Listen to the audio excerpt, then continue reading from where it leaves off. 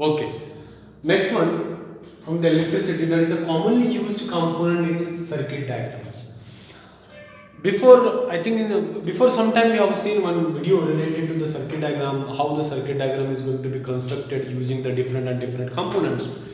Now, when we use different and different components to represent on a paper, we need to use the symbols. So that symbols is also very important one. If you missed out one symbol, then the electric circuit diagram will not be completed, and hence whatever the diagram that you have drawn on the paper, it will be completely wrong.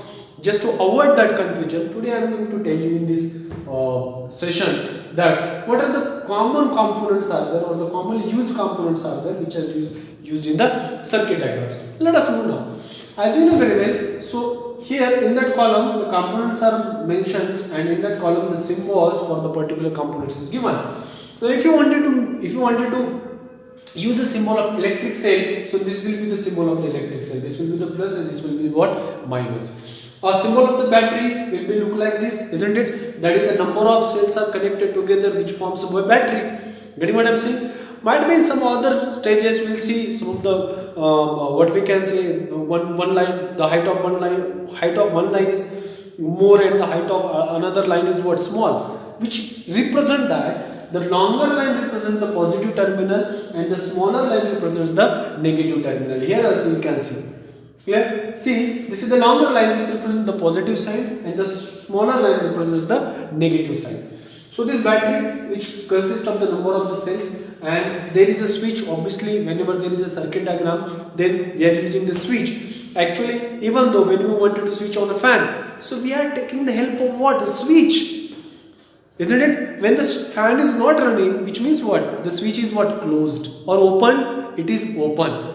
Isn't it? And when the fan is running, at that time switch is what? Closed. So this is how. So when the switch is open, it's completely blank, there is nothing. So this is the symbol of the switch. And when the switch is closed, at that time there is one dot between these two, what we can see the column. Clear? And the next one is the wire joint. Now what is the concept of the wire joints? As we know very well, so many times might you have seen that we used to join the wires. So this joining of wires has a particular symbol. Might you won't have imagined, but there is a symbol, and this is what the symbol of the joint wires. Clear? Next, wire crossing without joining. There are so many times the question will be asked, isn't it? Identify the symbols from the given circuit diagrams. So might they will give some of the symbols in the circuit, and they will identify. They will tell you to name the symbols. So for the same, this is what the wire joint, wire crossing without joining. So this is what one wire, and if another wire is traveling from the same point, but we wanted to show them that this wire is not touching to the previous one. So then what we are going to do is that this wire is coming and we are just taking a jump from that wire, and this is what the jump is shown, and that is what it is called the wire crossing without what? Joining. Next one, electric bulb. सबको पता है वो कैसे दिखता है. So this is how the electric bulb is look like. And a rheostat, this is what the rheostat. This rheostat is also called as variable resistance. What it is called as? Variable resistance. This is called as the rheostat. Okay, so the symbol of the rheostat is like that. What is the purpose of the rheostat? To maintain a current in the circuit, we are taking the help of the rheostat. Okay, we'll talk about the resistor. Resistor is also what? A device, isn't it? Everywhere it is going to be found, or it doesn't matter. The next one is the ammeter. Just now in the last two sessions we have seen that ammeter is used to measure the electric current, and another one is the voltmeter is used to measure the potential difference. How does the ammeter look like? The ammeter is look like this one. Getting what I mean? This was the symbol. If you see the instrument of the ammeter, inside that ammeter they used to mention the capital A. And if you are measuring the potential difference, in the symbol of that instrument they used to mention a capital B. This is what the ammeter, and that is what the voltmeter. Next one, so this is what the commonly used components in the electric circuit. I request you please remember this, okay, because so many times the question was there. Actually they have provided the circuit diagrams and they used to ask that name the symbols. Very madam students, very good. Now the next one which we are going to be talk, that is what the Ohm's law.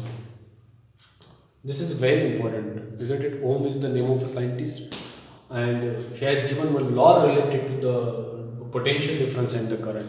What this Ohm's law stated that actually it stated that whatever the potential difference is there between the 2 points, imagine that let us suppose there is one conductor, this conductor is connected across some battery, and there is one point A and there is one another point B. As we have discussed earlier also, the potential difference is measured between the two different points, point A and point B. Obviously there is some potential difference is created. So this potential difference which is created in the conductor is directly proportional to what? Current. Is directly proportional to the current. But until and unless when, up to what condition will this potential difference will directly proportional to the current? Until and unless the physical conditions of that conductor remains constant. Now what are the physical conditions? Maybe the physical conditions are temperature, maybe it's volume, maybe it's area, and other many things are there.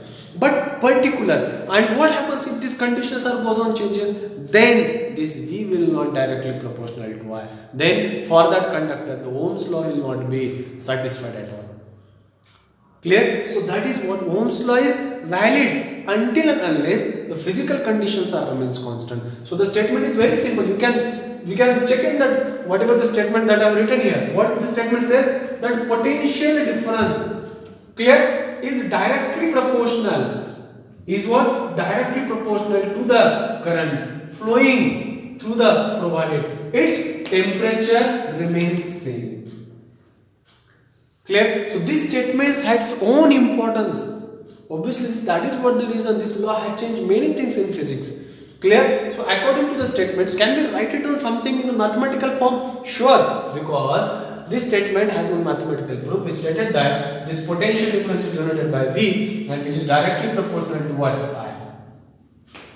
V is directly proportional to I, and we all are very much aware that whenever there is a directly proportional, then there must be some constant term has to exist, and that constant term we are going to write it down here. V is equals to what?